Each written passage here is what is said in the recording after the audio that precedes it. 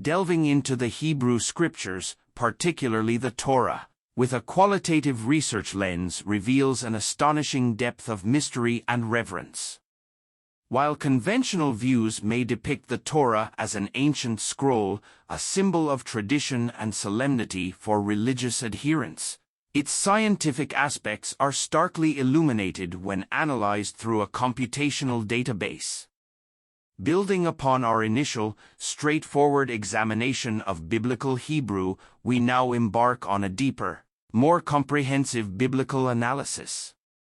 This endeavor will merge qualitative research with in-depth study, meticulously unraveling the complex applications of biblical Hebrew. Through this sophisticated exploration, we aim to unveil the profound truths woven into the fabric of the Torah, transforming this session into a valuable encounter with its sacred wisdom. In our preceding discussion, we delved into the intricacies associated with the biblical Hebrew term ad, particularly its application in delineating temporal instances within the scriptural context. It's a poignant observation that the vast majority of English translations grapple with an issue seemingly insurmountable in nature. Intriguingly, the interpretative paths chosen by a broad spectrum of both Christian and Jewish scholars exhibit a remarkable convergence towards a similar translational approach for this term. Yet, the prevailing translation of ad as until in English vernacular often obscures a more nuanced, and arguably more accurate, rendition as before. As we proceed, a methodical exposition will be laid forth, aiming to illuminate this subject with clarity. Our intent is to empower our audience with the analytical tools necessary for an independent and discerning evaluation, fostering an environment where informed judgment prevails. In Exodus 34 verse 34 and 35, the biblical Hebrew term ad is utilized in a manner that demarcates the times before and after a specified event, with this term being employed once in each of these verses.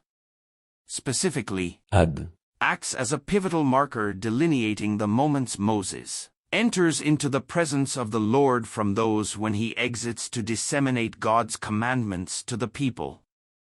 This precise usage underscores the term's role in distinguishing between pivotal temporal junctures within the scriptural narrative. Leviticus 22 verses 6 to 7 articulates this usage with pronounced clarity.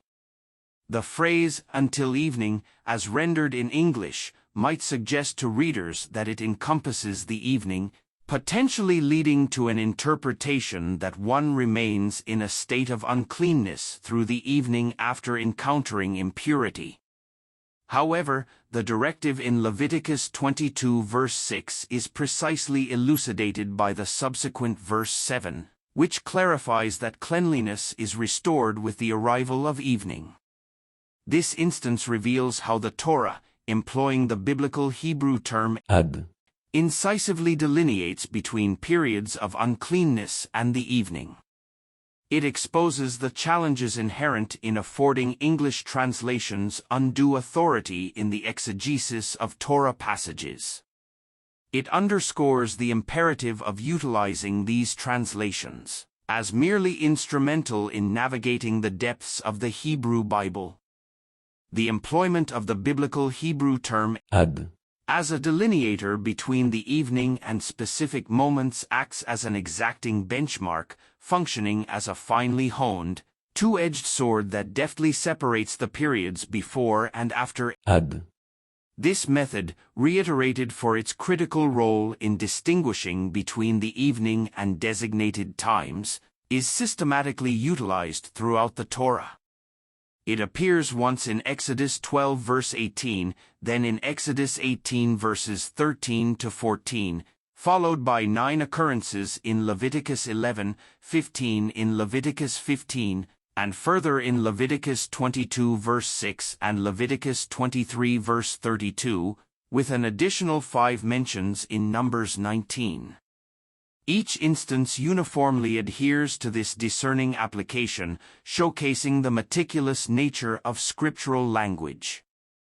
The application of the biblical Hebrew term ad in Exodus 12 verse 18, when interpreted with precision, effectively excludes the evening of the 21st, ensuring a complete 7-day festival. This interpretation challenges traditional views that incorporate the evening of the 21st, highlighting the necessity to understand that such inclusion would inadvertently extend the 7 days, specified in verse 19 by adding an extra evening. Similarly, Leviticus 23 verse 32 discusses observing a full day of rest, where the Torah meticulously clarifies that the period in question is not a day followed by an additional evening, but rather a wholly contained day, thereby avoiding the inclusion of an extra evening. This detailed parsing underscores the Torah's intricate guidance on observing sacred times, offering a nuanced understanding that aligns with the text's original intent.